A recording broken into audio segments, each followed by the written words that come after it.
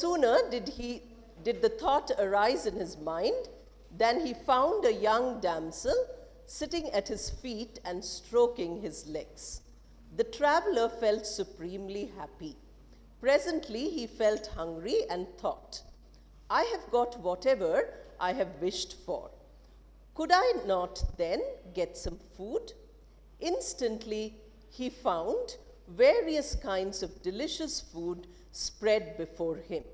He at once fell to eating, and having helped himself to his heart's content, stretched himself again on his bed. He now began to revolve in his mind the events of the day. While thus occupied, he thought, if a tiger should attack me all of a sudden. In an instant, a large tiger jumped on him and broke his neck and began to drink his blood. In this way, the traveler lost his life. So I hope all of you have understood the story. It's a simple story. The theme of this story, as all of you can understand, is the control of the mind. Mind control is very important. This morning also I spoke to you about it. Why is the mind control very important? Because the mind keeps throwing up ideas, sometimes positive and sometimes negative. All the beginning ideas of the man were all positive ideas. Suddenly he got a negative idea, and that is fear, like we were talking now. Oh, if the tiger comes. And really the tiger came. So we find that when negatives come to the mind, sometimes they are called self-fulfilling prophecy. That means, I will never get a job. Then you keep struggling, you keep struggling. That thought, I will never get a job, is stopping you from getting. The day you recover from that thought and say that even if I fail 10 times, the 11th job will be mine, because it will be 10 experiences of performing, 10 times revision of interviews, then I will get the best possible job. Whichever company hires me will be lucky, because I am going to do a very good job. We can make our negative thoughts into positive thoughts. That is what is necessary.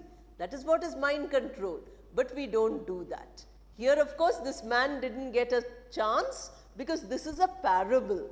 This is a story which teaches us the moral. The moral is that whenever negatives come to your mind, change them into positives. Otherwise, the negative will harm you. The negative will cause problems for you. Today we find that many of the youngsters are suffering from a lot of negatives. The world seems to be full of problems. There doesn't seem to be anything nice for us. So when a child is born, everybody feels bad. Earlier, everybody used to feel happy. Today they say, oh, what is this world we are leaving to the child? Global warming is there. The world resources are depleted. The child who is born now might not have enough water, might not have enough food, might not have clean air, might not have anything. Many countries have only older population. India is one of the countries which has a younger population. So we are very happy. We are saying, yeah, we have a lot of young population. But are they using their energy for positives? They are going and breaking things. They are going and burning things. They are not doing positive. So you have to bring this change by saying, okay, when I feel compelled to do a negative, let me try to see, is it possible to do a positive? Is it possible to do it something which is better? You know, strikes in some countries like Japan is work harder. Strikes in our country is don't work, have a holiday. So that is not the temperament. See how positive and negative of the same thing? We are protesting, but we are protesting by increasing production.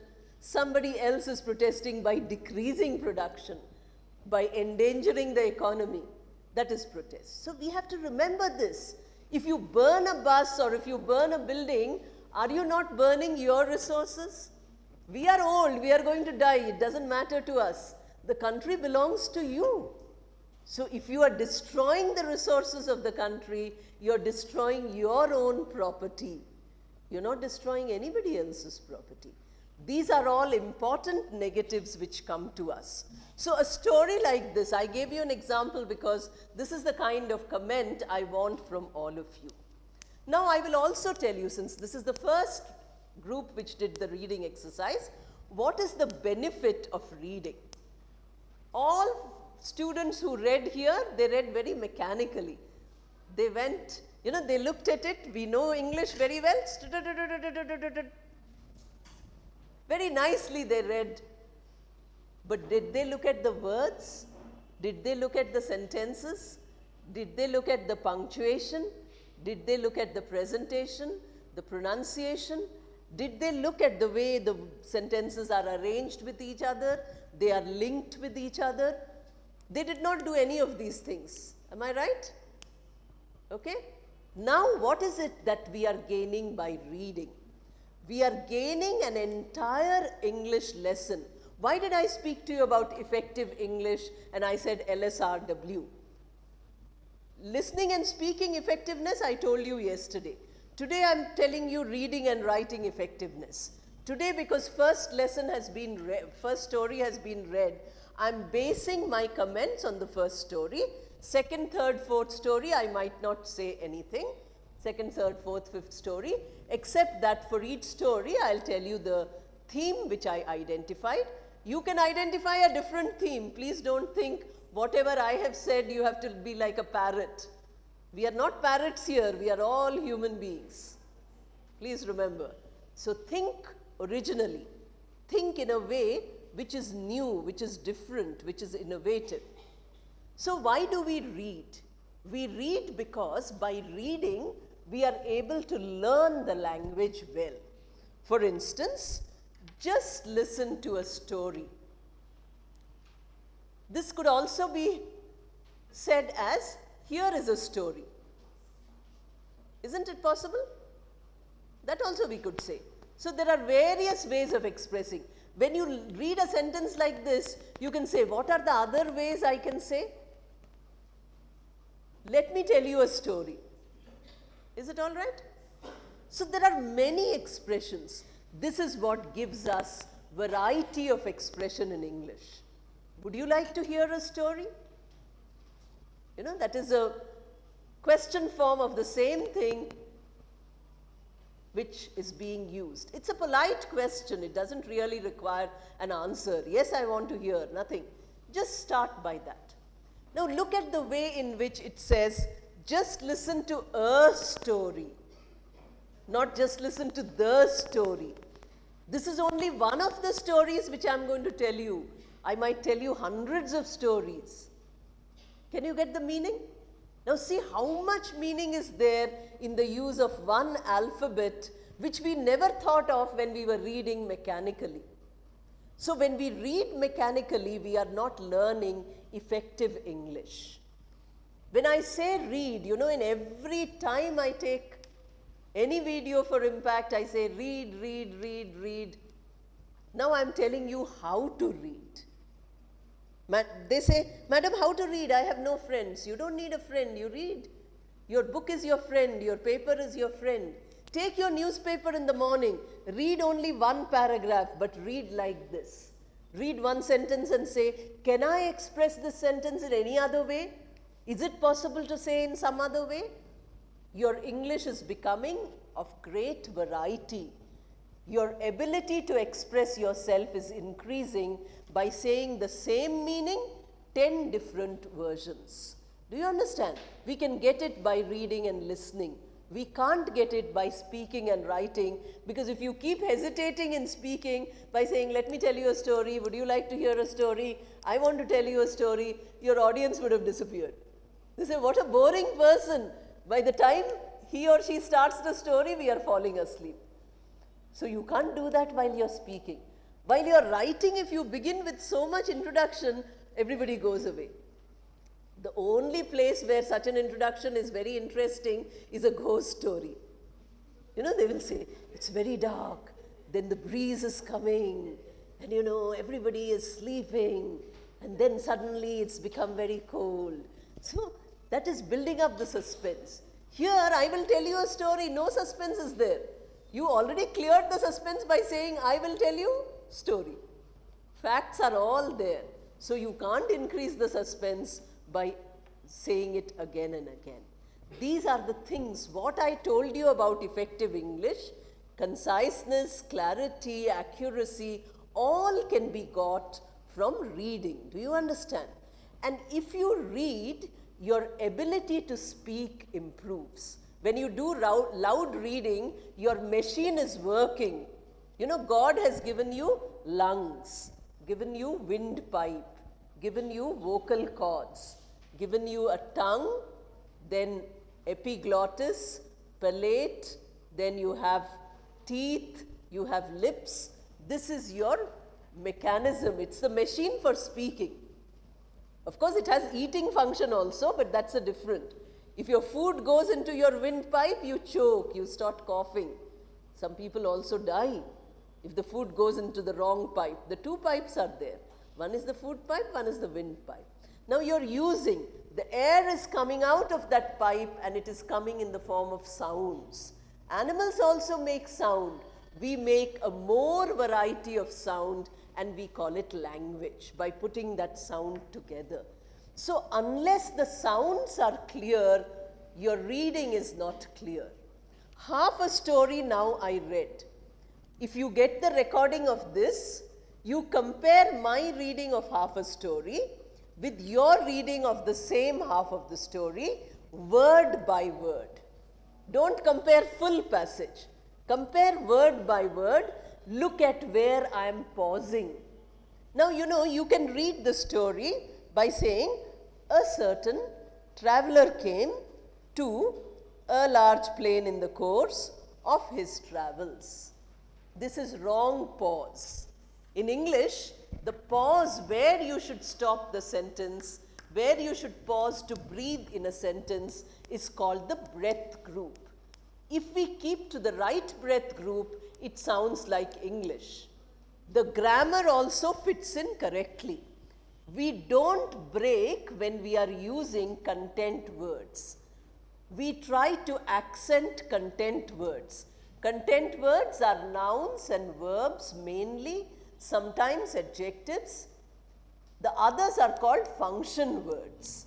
They are adverbs, they are auxiliary verbs, that is helping verbs.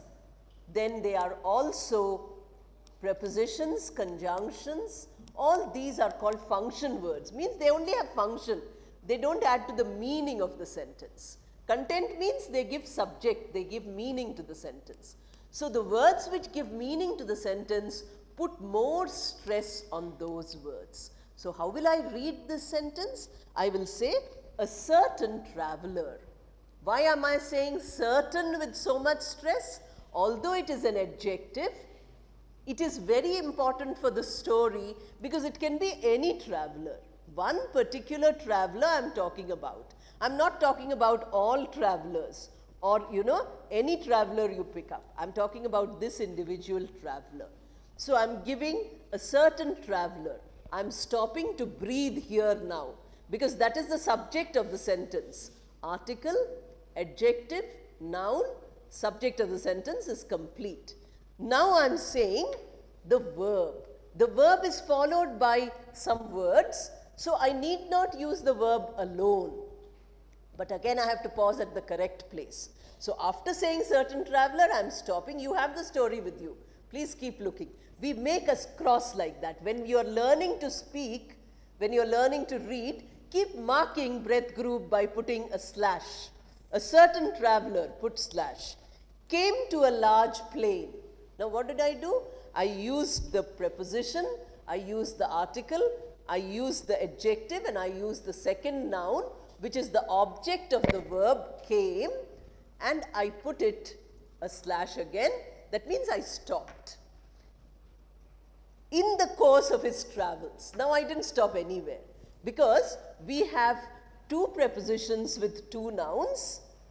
There is no need to stop. That much breath all of us have. Singers have long breath, you know. They can do alap, ah, for a long time. You and I might not have so much breath. But at least 5 words we can easily speak. 5, 6 words we can see. So there is preposition, there is article, there is noun. Preposition is like gum, which can only join, you know, selective gum. It can join only noun or it can join pronoun. It can't join anything else. Our conjunction is like universal gum. You want to join anything? Keep joining. Fevicol. You want to join paper? Join it. You want to join wood? Join it. No problem. Conjunction.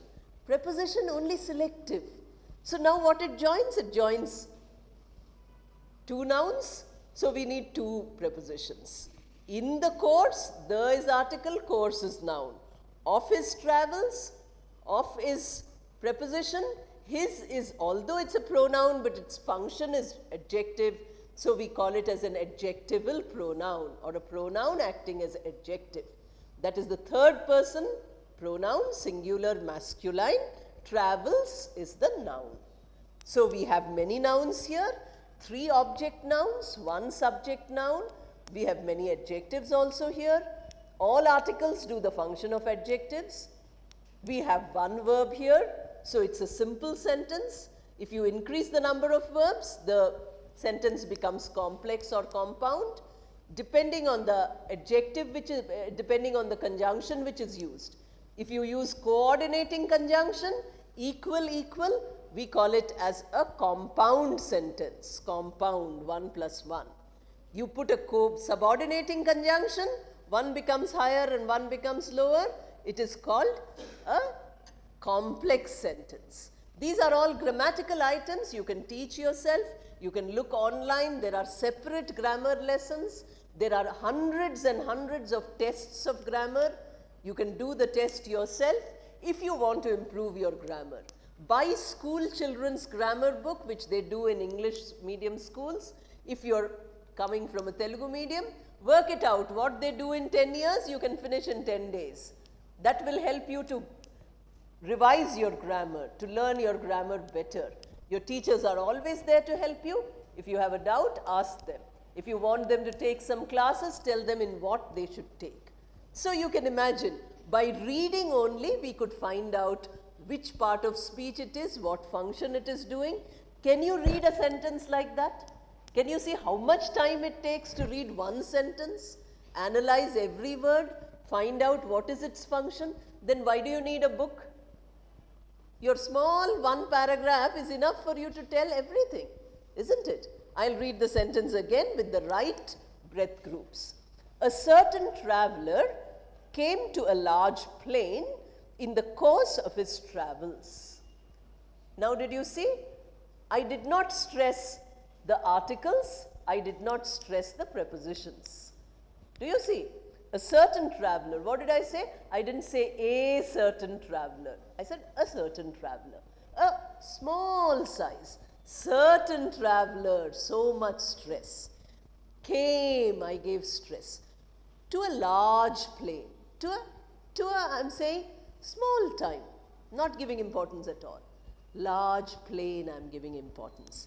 In the course of his travels. In the course, I gave importance. The in I didn't give it. Of his travels. Office, I'm saying office. So small. No energy, no breath, no stress. Travels, I'm giving stress. This is different from our languages. Our languages end is not stressed. English end is usually a noun which is an object, so we stress it. That change pattern becomes difficult for us. When they take attendance in the class, you just say in a manner which is your mother tongue, yes, ma'am. Yes. Nobody can hear you because you're eating them up. Eat breakfast, don't eat words. Okay? Eat breakfast well. You need food. You're young now. So do that. But please remember that by reading 1 sentence, I taught you grammar, I taught you pronunciation, I taught you intonation. Vocabulary you don't have there. I will go slightly later for vocabulary. Somebody pronounce the word H-O-U-R-S, wrong. I don't remember because I'm not looking at them. I'm trying to look at the script only. The word is pronounced as hours. Hours, when we pronounce separately, please pronounce. Hours, if we are saying the word separately. If we are pronouncing in the sentence, it becomes ours. Okay? Hour, O-U-R, H-O-U-R, same pronunciation. No difference. Her is not pronounced. Also, the ow sound is a difficult sound because it is not there in Telugu. Ow is not there. We have, you know, a slightly O, ow, these are two different sounds. Ow, of course, is there, but sometimes we make difference. A, I, these also we make difference. A word like train, usual mispronunciation is train. I and A. Similarly, ow and o. A word like found, ow sound, like a word like, you know, hour here. But we also have many words with o sound. That o sound is difficult for most Indian speakers. We need to practice those. Then there's a word celestial. Celestial was also mispronounced. Meaning also some people might have a doubt. But you are a very good audience. Nobody asks anything. Remember, asking questions is the most important thing. Spend your life asking yourself and others questions. Since we are reading the story of Ramakrishna, I will tell you, he used to encourage all his students to ask questions. All his disciples asked many questions. Vivekananda went and asked him, "Have you seen God?" That was the question. He said, "Yes, I have seen God. I see it as clearly as I see you. I can show it to you also." Because for Ramakrishna, God was the human God, not a God who is sitting far away. God was that super conscious state, which, you know, I showed you the picture yesterday. That is the state of samadhi. We had this state in Indian psychology 5,000 years ago. If you read Upanishads, you find psychology. Western psychology is new, it's 200-300 years old.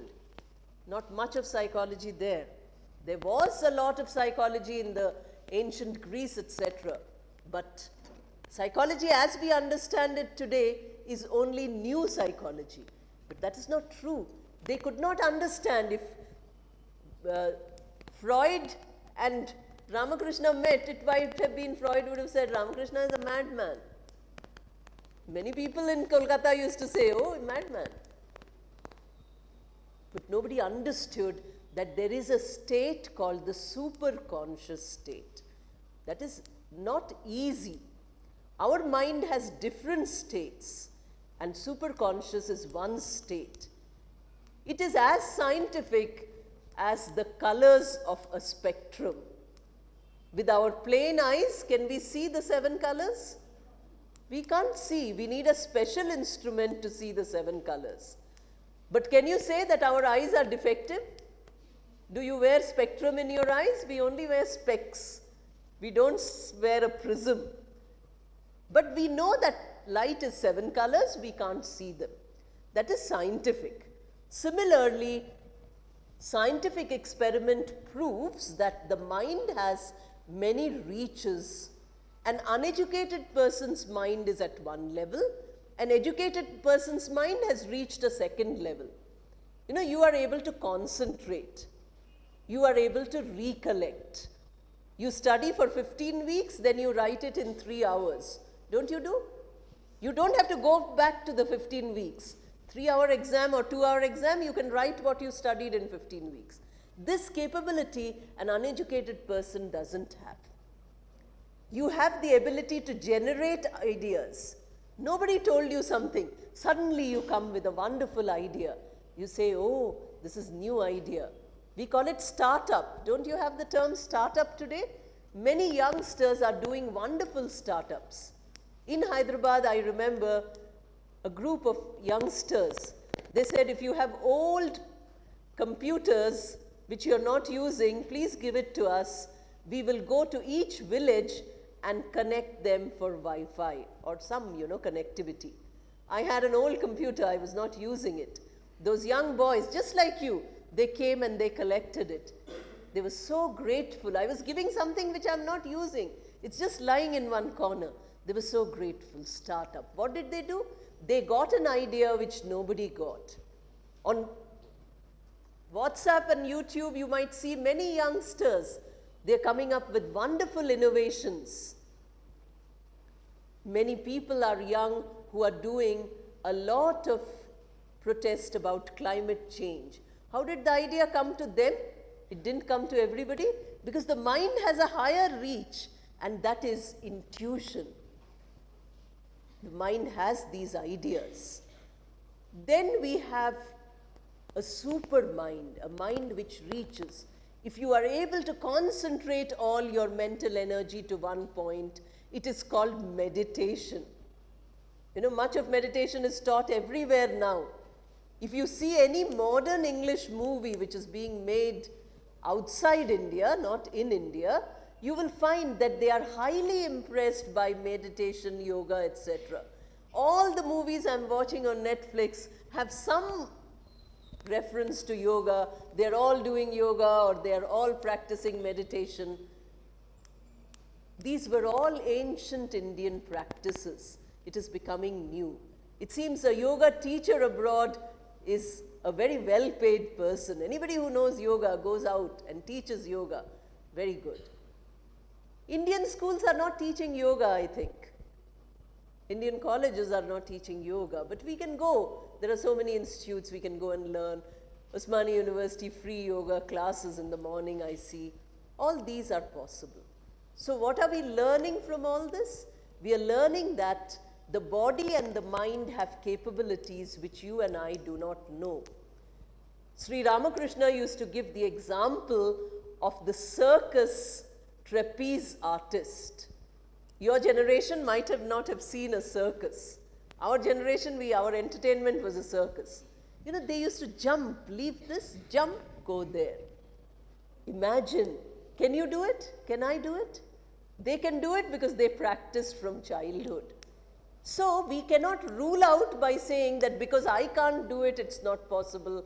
Because I don't believe it, it's not possible. What we believe, there are certain things beyond it also. So the word celestial, it all came to this. Celestial implies the concept of the wish-fulfilling tree. We have a term for it called Kalpataru. Have you heard the term? Kalpataru is an Indian term. It is a wish-fulfilling tree. Maybe it's an imaginary tree, maybe it's a real tree. We don't know. I'm not going to all those details. People used to believe, there were two things. One was the Kamadhenu and the other was the Kalpataru. Kamadhenu is the desire-fulfilling cow. So these are called celestial. The synonym for celestial is heavenly, not belonging to the material world. Something which is beyond the material world. The matter which we can see, feel, touch, taste, etc., that is matter. What we can think, visualize, these are sometimes non-material. Ideas, for instance, are non-material. Till you put it into action, it is non-material. Isn't it? So, we have the word celestial. Celestial, heavenly. It was pronounced also badly. Somebody might have a difficulty in understanding. So you can imagine how we learn vocabulary also. You look at the word.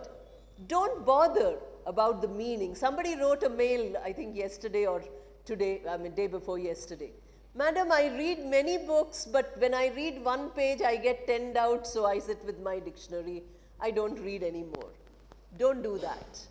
Go on reading. You read celestial, celestial, celestial. Read this story 10 times. Reading always, loud reading, multiple times, same passage. That is the benefit of reading. So when you do these two things, what happens is that you are getting an excellent exposure to the passage, you can guess the meaning. You know, when you say celestial tree and then food comes, young girl comes, tiger comes, you can guess celestial means something which is not ordinary. It's not an ordinary tree. It's something different. Leave it like that. Tomorrow again you come to celestial after 1 week, after 10 days, after 1 year, the word celestial comes. You say, "Arey, this is a familiar word. I don't know the meaning of this word." Now, when you come to this word again, you can check your dictionary. Every day if you have time, you turn to one page of the dictionary. This also I have told hundreds of times. Look at the one page, how many words there are in the dictionary. Any word which is not familiar, just ignore it. Don't bother. Unless you're going for a competitive exam, read everything. If you are just increasing your vocabulary, look at the familiar words. Simple words, come, came, these are words. But look at all the meanings which are possible. Look at, come by, come in, come at, come, come can be used in so many ways. Come on, come off. Do you understand? If this falls down, I'll say the banner has come off. I'm using the same word come. It has nothing to do with come as a verb. It is called a phrasal verb. So we can learn a lot. Familiar words first. Words which you know very well, but you still look at them once or twice, second. This, if you do every page of your dictionary, your vocabulary increases automatically. If the word looks familiar, but you don't know its meaning very well, read those words carefully. Slowly vocabulary increases, not 5, 10 words, 100 words per day. If you go to any office, you will find that they are putting one Hindi word per day. I've seen it in some offices because they want to teach the staff Hindi. So why one word? Because whole day you practice that one word. Then it becomes familiar. So vocabulary comes with familiarity. If you have a wide vocabulary, then you can use a simple word for a simple context, a complex word for a complex context, a medium word for a medium context. Depending on your audience, you use the word. Suppose you're speaking to experts in commerce, you will use high commerce vocabulary, isn't it? You're commerce students. So you know very high commerce vocabulary. I don't know commerce, so when you're speaking to me, you will make those words simple. Those words which are unfamiliar to me, you will try to give a simpler word to explain to me. You might use one whole sentence to explain one word to me because I cannot understand that complication. All subjects have their own vocabulary.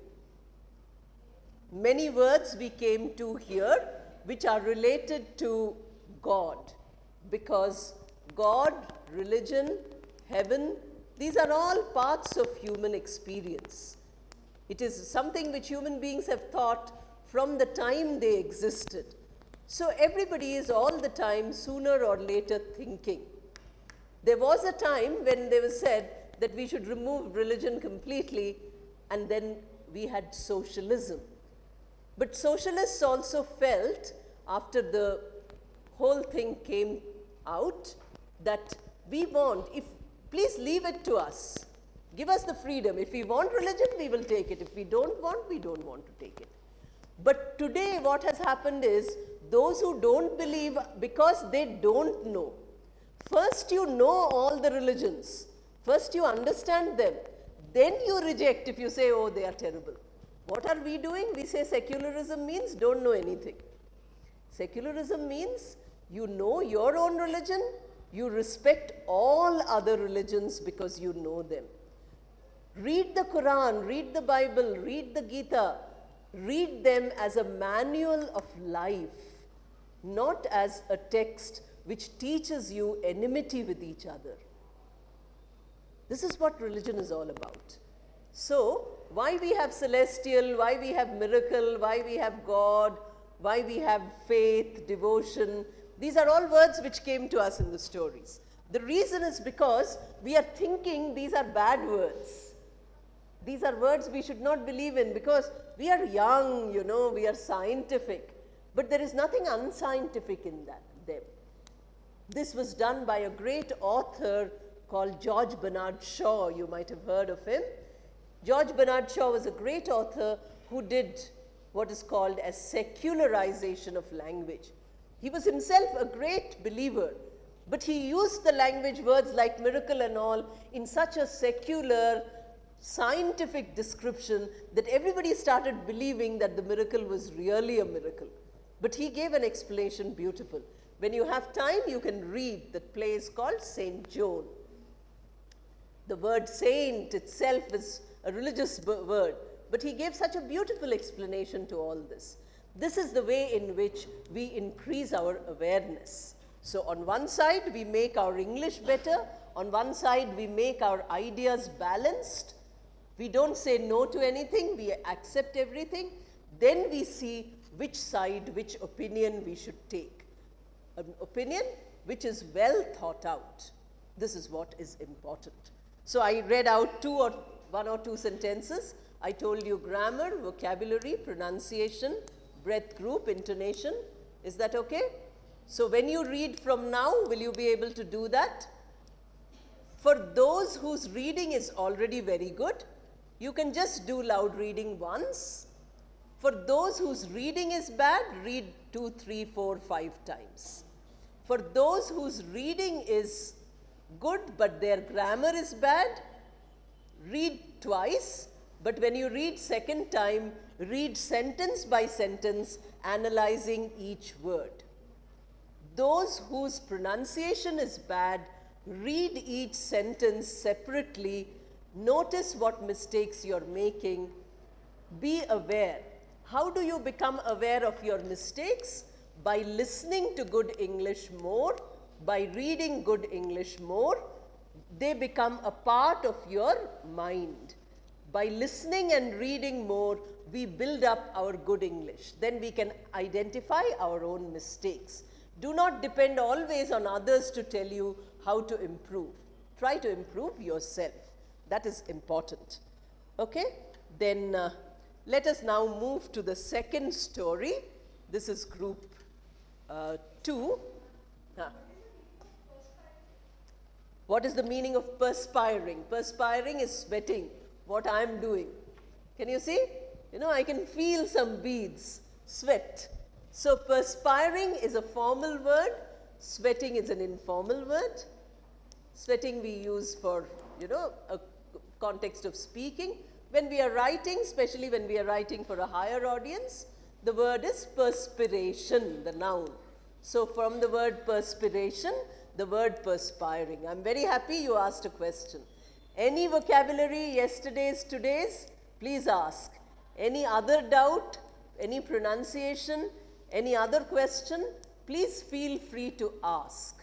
When you ask on email, when you ask on telephone, I do not have the time or the inclination. With great difficulty, I took out 2 days. Tomorrow morning, I'm leaving. The program was supposed to be end of this week. I advanced it to the beginning of the week because I'm not free at the end of the week. My life is not my own. So those of you who will not see me but who are watching me, please forgive me. Become your own English teachers or make this IIMC students your teachers. Okay, now all of you should be able to give a lecture like I've given. You can upload it yourself. You don't have to wait for somebody else to do it now. Have an IIMC channel on YouTube and put your own problems and the solution to those problems. I'm sure you will benefit millions of youngsters who want to learn English. I'm doing this only for those people who will benefit. I hope you are also getting some benefit. I don't know, but this will go to many people. I got, as I told you, you know,